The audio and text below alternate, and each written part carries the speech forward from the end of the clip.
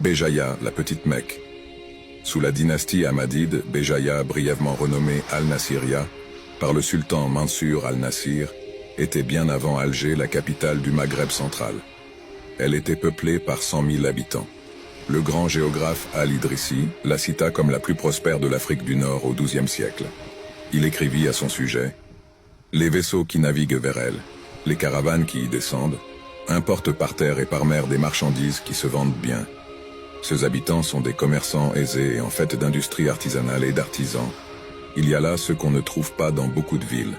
Ainsi, en ce qui concerne l'industrie, tout est merveille et finesse. » Béjaïa était appelée la ville aux 99 walis, du fait de ses nombreux saints patrons qui y reposent.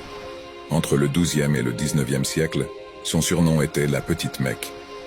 En effet, le 27e jour de chaque ramadan, les visiteurs affluent de tous les coins d'Afrique du Nord pour une grande prière collective en direction de la Mecque.